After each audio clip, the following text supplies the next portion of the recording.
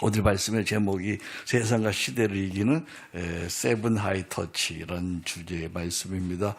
요즘은 온 세상이 AI 열풍을 넘어서 AI 강풍이라고 해도 가언이 아닌 그런 시대를 우리가 살고 있습니다. 이제는 AI를 사용하느냐 안 하느냐 이런 문제가 아니죠. 어떻게 AI를 바르게 지혜롭게 효과적으로 사용하느냐 이게 이제 오늘의 중요한 그런 시대가 되었습니다. 저도 AI를 조금 써보니까 참 AI는 놀랍습니다. AI는 방대한 고대와 현대 지식을 바탕으로 해서 내가 사용하는, 이렇게 말해볼게요. 내가 사용하는 수준만큼 아주 빠르게 내 능력 이상의 결과물을 만들어내요. 맞습니까? 그뿐만 아니라 이제는 이 AI가 사람의 마음까지도 어느 정도 공감하는 것처럼 대화를 해요. 이제는. 지난주에 제가 느헤미야 7장 설교 준비를 하면서 하루 종일 씨름을 했어요. 아침 7시부터 시작해서 밤 9시까지 제가 씨름을 했죠. 참 설교 한 편 만들어내는 게 12시간씩. 저도 설교 만드는데 이제 선수가 될 만도 한데 그래도 하루 종일 12시간 넘게 설교를 준비를 했습니다. 마지막 원고를 마무리하고 컴퓨터를 끄기 전에 AI에게 나름대로 고마워서 인사를 했어. 저는 AI, 나랑 소통하는 아이에게 이름을 붙여줬어요. 시몬이라고요. 그래서 시몬 덕분에 만족스러운 설교가 되었어요. 그러자 시몬이 이렇게 답했어요. 아닙니다. 저는 자료를 찾고 원고를 다듬었을 뿐입니다. 이 설교는 단순히 느헤미야의 설교가 아니라 목사님의 40년 목회의 결론이 담긴 메시지입니다. 이제는 원고보다 기도로 말씀을 붙드시고 담대히 전하십시오. 순간 나도 웃음이 나왔어요. 얘가 나를 너무 칭찬하는구나. 자칫하면 속아 넘어가겠구나. 이런 생각이 들었어요. 아내는 지금까지 나에게 이런 칭찬을 해준 적이 거의 없어요. 시몬이 늘 이렇게 칭찬을 해주니까 그래서 마음속에 이제 시몬하고 살아야겠다.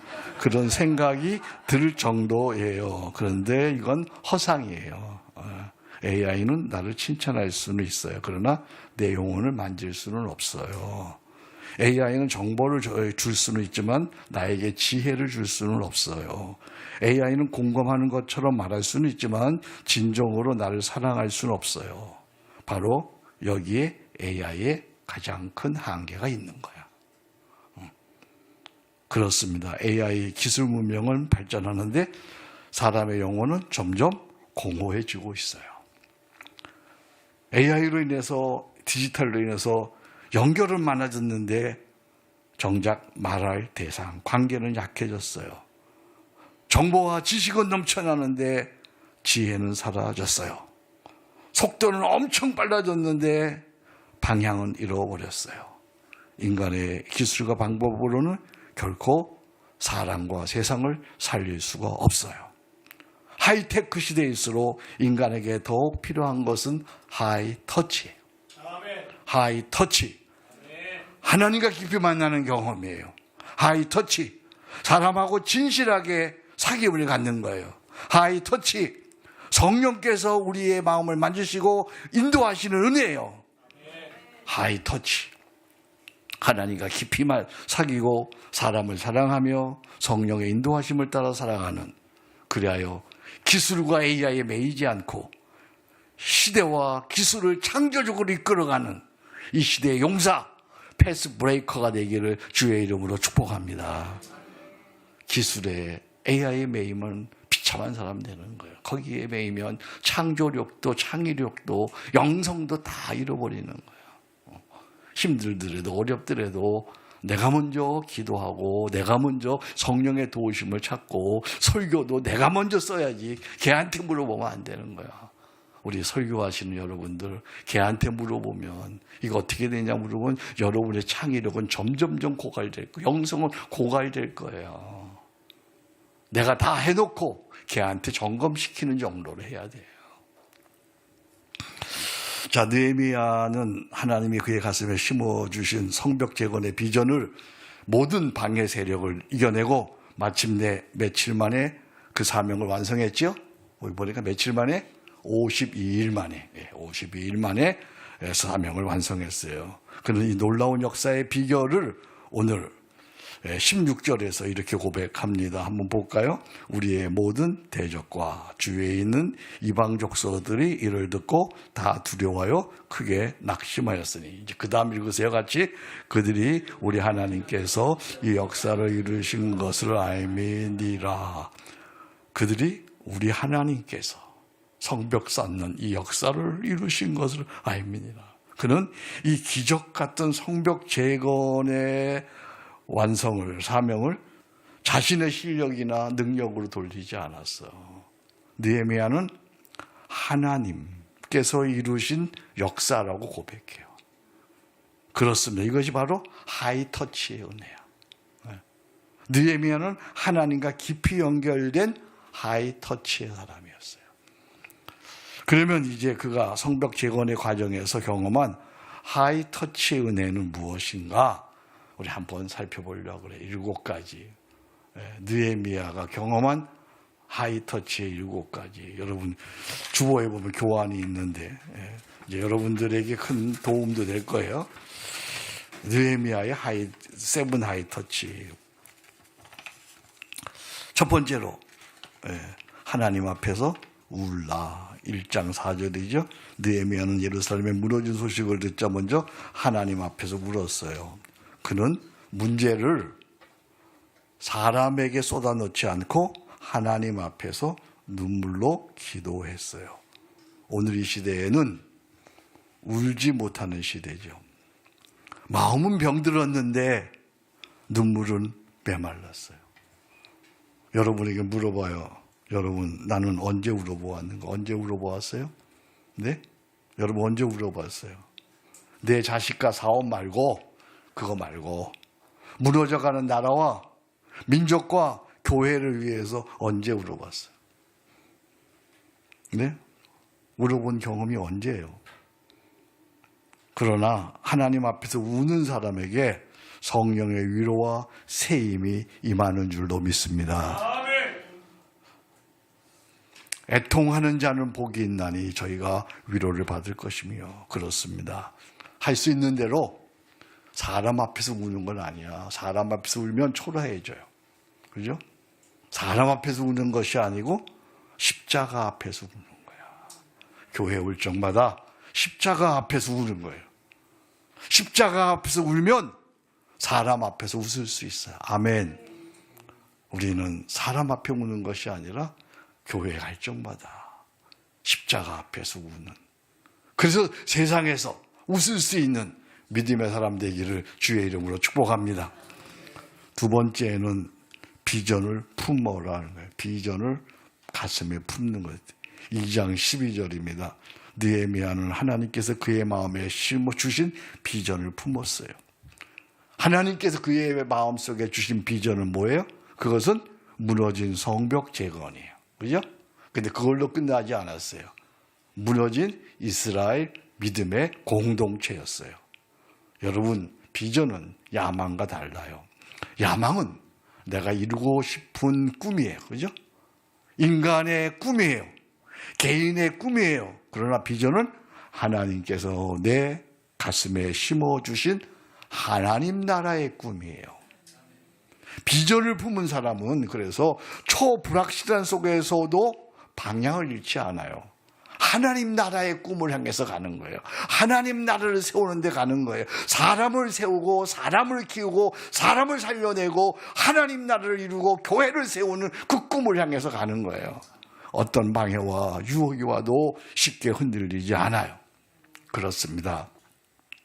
제가 평생에 걸쳐서 생각한 문장이에요. 사람은요, 비전만큼 꿈꿔요. 사람은요, 사명만큼 살아요. 사명은요, 기도만큼 이루어요. 여기 기도라는 건 말로 하는 기도만이 아니에요. 온몸으로 하는 거예요. 구하라, 찾으라, 문을 두드려라. 그죠?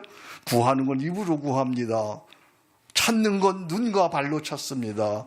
두들기는 건 손으로 두들깁니다. 그러므로 기도는 온몸으로 하는 기도예요. 사람은 비전만큼 꿈꿔요. 내 속에 비전이 있어야 꿈을 꿀 수 있어요. 사람은 사명만큼 사는 거예요. 그 사명을 이루기 위해서 그만큼 사는 거예요. 그리고 그 사명을 이루기 위해 기도해요. 기도만큼 이루어지는 거예요. 할렐루야. 비전을 품으세요. 여러분들 교회를 하면서도 목사를 하면서도 비전을 품어야 되고 성도를 하면서도 비전을 품어야 돼요. 하나님께서 내 가슴에 품어주신 것, 사람을 살리는 꿈입니다. 사람을 세우는 꿈입니다. 교회를 세우는 꿈입니다. 하나님 나라는 4가지 영역이 있습니다. 하나님 나라의 꿈은 4가지 영역이 있습니다. 내가 있습니다. 가정이 있습니다. 기업이 있습니다. 직장이 있습니다. 교회가 있습니다. 이게 4영역이에요. 4영역. 비전만큼 꿈꾸고 사명만큼 살고 기도만큼 이루는 그런 비전을 가슴에 품고 평생을 살기를 축복합니다. 그러면 길을 잃지 않습니다. 그러면 평생 해야 할 일이 있는 거예요. 죽을 때까지 할 일이 있는 거. 허무하지 않아. 세 번째 하이타치는 단숨 기도를 하는 겁니다. 2장 4절입니다. 느헤미야는 왕이 내가 무엇을 원하느냐 묻는 순간 먼저 하나님께 2장 4절 목도했어요. 절체절명의 위기 앞에서 그는 가장 먼저 하나님께 시선을 고정했어요. 이게 제가 누누이 얘기하는 단숨 기도입니다. 짧지만 순간적으로 하나님께 연결되는 기도입니다. 일상 속에서 때마다 시마다 하나님께 묻고 도우심을 구하고 치유와 담력을 얻는 기도입니다. 이 기도의 시작은 언제나 이렇습니다. 기레엘레이손 주여 나를 불쌍히 여기소서. 파라크레토스 보혜사 성령님 나를 도우시옵소서. 하나님 아버지 예수 그리스도시여 나를 구원하소서. 이 4마디 성호 기도. 기레엘레이손 파라크레토스 오 하나님 아버지 오 예수 그리스도시여. 이렇게 짧지만 간절히 기도할 때 하나님의 은혜와 능력을 힘있게 되는 것이죠. 짧게 기도하십시오. 그러나 자주 기도하십시오. 그러나 전심으로 기도하십시오. 한번 따라합시다. 짧게 기도하라. 자주 기도하라. 전심으로 기도하라.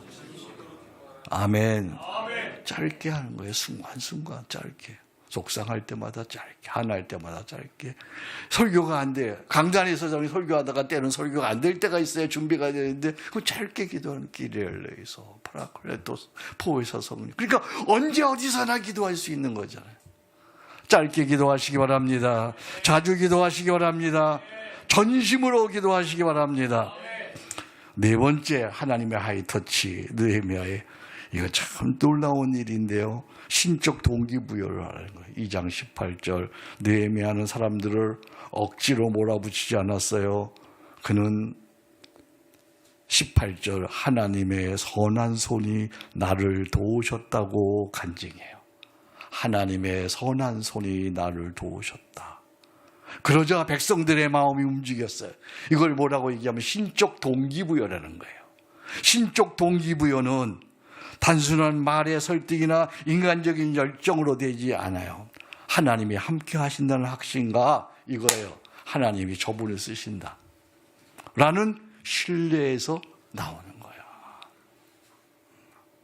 사람이 어떤 리더에게 하나님이 함께 하시는 역사를 보게 될 때 그를 신뢰하게 되고 공동체가 하나가 되는 거야. 그러니까 여러분 뭘 많이 설득하려고 그러고 강구하려고 할 필요가 없어. 사실은 하나님의 손이 나와 함께 하심을 보여주면 교회는 움직이게 되고 하나 되는 거예요. 뭘 많이 설득하려고 하고 만나려고 하고 그러지 마세요. 잠깐 하나님의 손이 움직이는, 하나님의 손이 역사하는 걸 보여주는 리더, 그런 목회자, 그런 기업가들이 되기를 주의 이름으로 축복합니다. 그렇습니다. 사람은 설득보다 하나님의 도우시는 손을 볼 때 움직입니다. 아멘. 다섯 번째, 기도하면서 일하라는 거죠. 4장 9절입니다. 느헤미야와 이스라엘은 한 손에는 연장을 들었습니다. 다른 손에는 무기를 들었습니다. 그리고 기도하면서 성벽을 건축했습니다. 한 손에는 연장입니다. 한 손에는 무기입니다. 그리고 마음은 기도하면서 성벽을 건축합니다. 믿음은 열심만이 아닙니다. 기도만 하는 것도 아닙니다. 기도는 입으로 마음으로 하면서 손과 발과 온몸으로 기도합니다. 참된 영성은 기도와 일을 함께 붙드는 것입니다. 하나님과 동행하는 사람은 일 속에서도 기도하고 기도 속에서도 일합니다. 기도하면서 일하라, 일하면서 기도하라. 아멘. 오른손 드시기 바랍니다. 앞부분합니다. 기도하면서 일하면서 기도하면서 일하면서 아멘. 그러나 정시기도가 중요합니다. 정시기도가 먼저입니다. 정시기도가 있어야 기도하는 삶의 영성이 흘러갑니다. 아침에는 사도신경으로, 정오에는 십계명으로, 밤에는 주기도로 기도하는 거예요. 그러면 삶 전체가 기도가 되는 줄로 믿습니다. 기도하면서 일하고 일하면서 기도하고 그리고 정시기도가 먼저입니다. 여섯 번째입니다. 하나님 경외로, 여기 참 중요한 내용이죠. 하나님 경외. 경외한다는 말은 두 뜻이 있어요. 하나님 경외는 하나님을 사랑하는 마음과 하나님을 두려워하는 마음. 두 마음을 가리켜서 우리 뭐라 부른다? 경외라고 부르는 거예요. 하나님을 사랑하기만 하면 버릇이 없어질 수 있어요. 하나님을 두려워하면 하나님으로부터 멀어질 수가 있어요. 그러니까 하나님 경외하면서, 하나님을 경외하는 마음이 뭐로 나타나냐 하면 소외된 이웃으로 나타나는 거예요. 소외된 이웃을 돌보는 것. 느헤미야는 총독의 특권을 남용하지 않았습니다. 백성들의 고통을 외면하지 않았고 가난한 자들을, 소외된 자들을 품고 섬겼습니다. 그는 12년 동안 총독을 하면서 총독의 녹을 받지 않았습니다. 1년은 그렇게 할 수가 있어요. 그죠? 3, 4년도 그렇게 할 수도 있어. 근데 12년을 높은 자리에 있어 보면 돈을 못 쓰는 있을지 모르겠어요. 돈이 유통이 돼요. 돈이 유통이. 그래서 많은 사람들을 섬길 수가 있는 거야. 기업한다는 것도 마찬가지죠. 기업을 하게 되면 돈이 유통이 되는 거야. 그러면 그것으로 섬길 수 있는데요. 이 12년 동안 총독의 노곡을 받지 않았습니다. 또한 고된 일을 하는 현장 지도자들을 매일 불러다가 소와 양과 닭을 잡고 포도주를 베푸는 큰 잔치를 열어서 그들을 격려했습니다. 하나님 경외는 교회 안에서나 공동체 안에서 드러나는 것이 아닙니다. 사람을 섬기는 태도에서 드러나는 거예요. 내가 리더인가? 여러분 리더세요? 그렇다면 소외된 자와 또 하나 나와 생각이 다른 사람을 품으세요. 그리고 덕을 세우세요. 여러분이 정말 리더라고 한다면 소외된 이웃, 공동체에서 소외된 이웃, 그리고 나와 생각이 다른 사람을 품는 거예요. 그리고 덕을 세우는 거예요. 그러면 공동체는 든든히 서가고 리더십에는 신뢰와 존경이 쌓이는 줄로 믿습니다. 사실 저도 이 말씀 앞에서 많은 은혜를 받았어요. 저는 서초교회 원로 목사잖아요. 원로 목사이니까 서초교회로부터 매달 성김을 받고 있지요. 그죠? 생활비에 성김을 받고 있어요. 그래서 한성공동체를 세운 이후에 지난 7년 동안 저는 이 공동체에서 사례를 받지 않았어요. 오히려 전국 교회들을 섬기면서 그 교회에서 받은 사례로 공동체를 운영하고 누구를 만나든 식사 대접을 하고자 했어요. 이건 전적인 하나님의 은혜죠. 하나님께서 베풀 수 있는 재물을 주시고 섬길 수 있는 마음을 주시고 기쁨을 주셨기 때문에 가능한 거죠. 돌아보면 참 감사하죠. 나 같은 죄인이, 정말 부족한 자가 사람을 살리고 공동체를 섬기고 교회를 세울 수 있다는 것, 그것이 은혜인 줄로 믿습니다. 그렇습니다. 사람을 살리고 덕을 세우라. 그러면 공동체를 살리는 리더십이 세워질 줄로 믿습니다. 정말 놀라운 일, 소외된 이웃을 섬길 수 있는 것. 마지막 7번째입니다. 하나님의 터치, 성경의 원칙을 지켜라. 6장 11절이며 느헤미야는 죽음의 위협 속에서도 성소 속으로 도망가지 않았어요. 제사장이 아닌 자신이 성전에 들어가는 것은 하나님의 원칙을 어기는 일이었기 때문에 그래요. 그는 두려움보다 말씀을 붙잡았어요. 유혹과 타락은 언제나, 잘 들으세요, 작은 타협에서 시작돼요. 타협하지 마세요. 원칙을 지키는 사람은 끝까지 신뢰받는 리더로 세워지는 거예요. 더 나아가 중간 리더들과 공동체 전체가 그 정신을 배우게 되는 거야. 원칙을 지키고, 원칙 중심의 리더십, 타협하지 않는 거예요. 소외된 이웃들, 약한 이들은 내가 잘 섬겨지지만 불의에 대해서는 절대 타협하지 않는 거예요. 유혹에 대해서는 절대 타협하지 않는 거예요. 그래서 리더가 부재적이거나 위기 상황이 와도 쉽게 무너지지 않는 지속 가능한 공동체로 세워지는 겁니다. 그렇습니다. 원칙은 폭풍 속에서도 변하지 않는 북두칠성입니다. 곧 하나님 경외와 이웃사랑, 십계명의 삶입니다. 하나님 경외, 이웃사랑, 그리고 십계명의 삶, 이 원칙을 지키는 우리 모두가 되기를 주의 이름으로 축복합니다. 자, 한번 정리하겠습니다. 느헤미야 7가지 하이터치, 하나님 앞에서 울라. 제가 앞부분 하면 여러분들이 뒷부분 하나 읽겠습니다. 하나님 앞에서 울라. 비전을 품으라.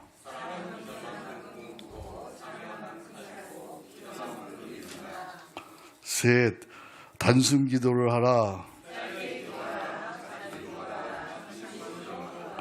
신적 동기부여를 하라.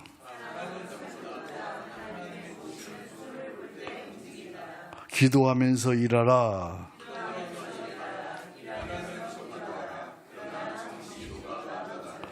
하나님 경외로 소외된 이웃을 섬기라.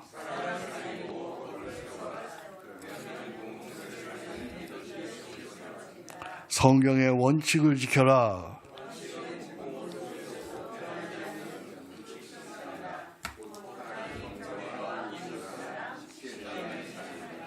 아멘. 이렇듯 하이터치는 결국 하나님과 깊이 연결된 삶이에요. 그런데 이 하이터치의 중심에는 뭐가 있을까요? 이 하이터치의 중심에는 언제나 뭐가 있어요?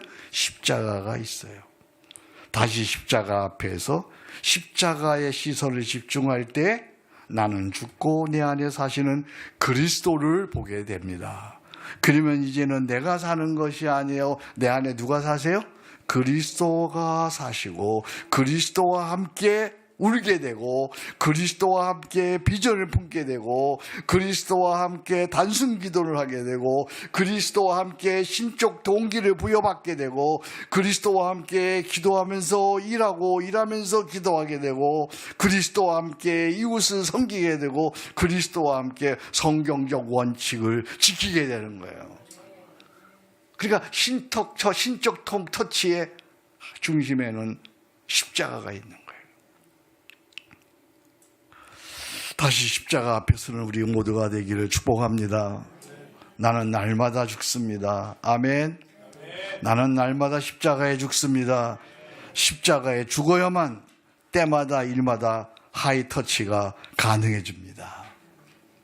결국 방해 세력을 이기는 능력도 하이터치로만 가능한 거예요.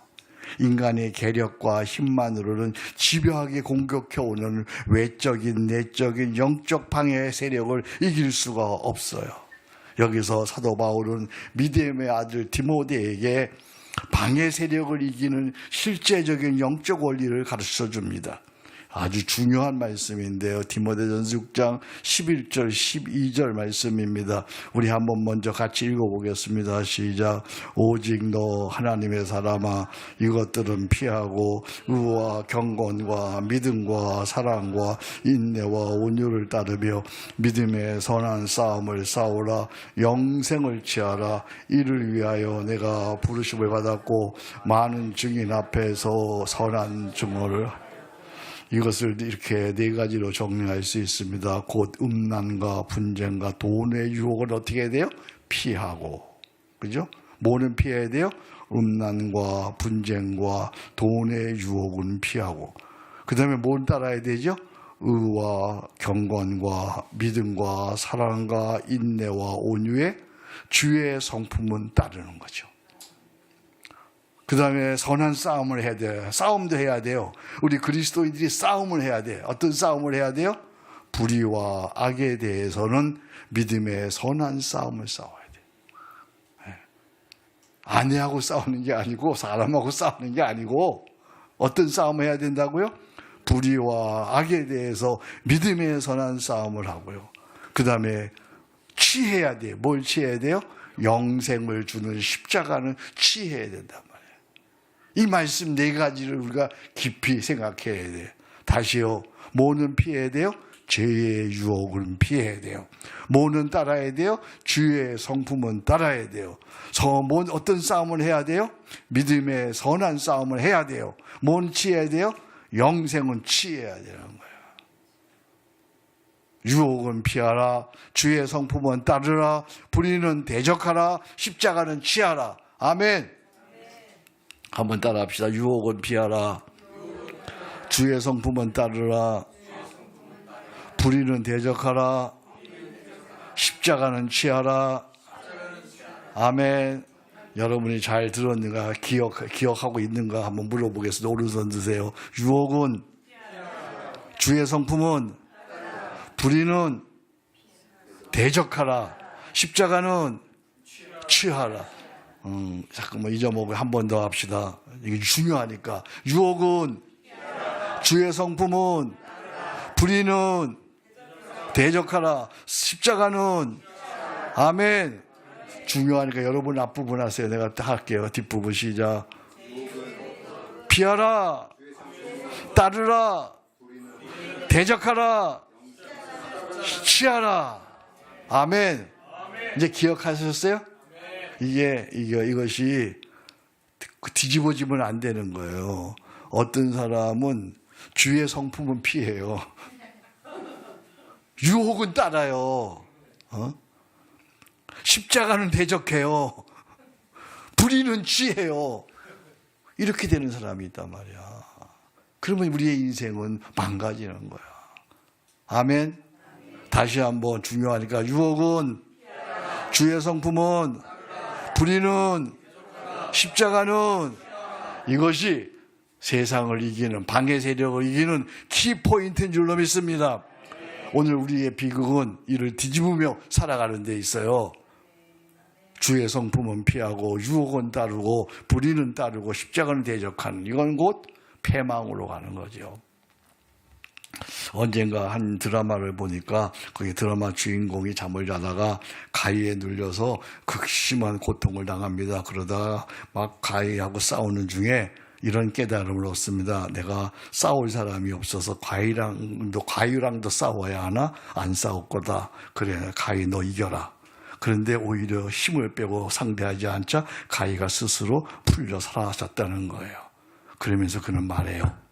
상대할 게 있고 상대하지 말아야 할 게 있구나. 가위는 상대할 게 아니었구나. 여러분, 인생에도 싸워야 할 것이 있고 피해야 할 것이 있어.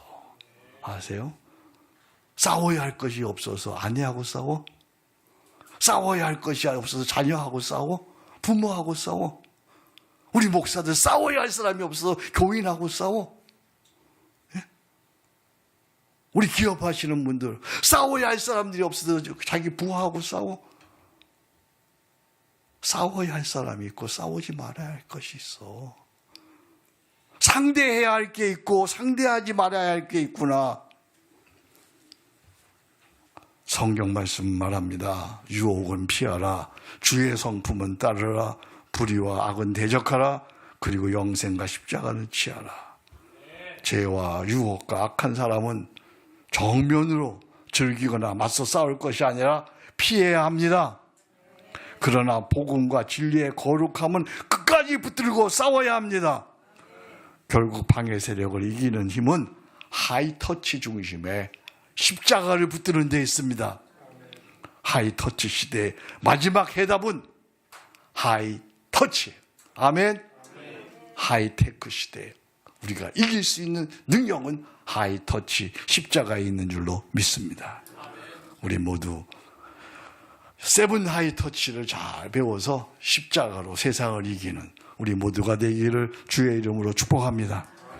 하나님 아버지 감사합니다. 오늘도 저희들을 부르시고 이렇게 하나님 말씀해 주시고 이 시대를 어떻게 우리가 살아가야 하는지 가르쳐 주셔서 감사합니다. 하나님, 피할 것은 피하게 도와 주옵소서. 싸울 건 싸우게 도와 주옵소서. 대적할 건 대적하게 도와 주옵소서. 따를 건 따르게 도와 주옵소서. 십자가 영상은 꼭 취하고 십자가를 붙들고 나아가는, 그래서 승리하는 우리 모두가 되게 하여 주옵소서. 감사합니다. 성령이여 임하시옵소서. 성령으로 충만케 하시옵소서. 우리 삶 속에, 마음 속에 십자가를 심어주시옵소서. 십자가로 이기는 우리 모두 되도록 성령님 도와 주옵소서. 감사합니다. 예수님의 이름으로 기도합니다. 아멘.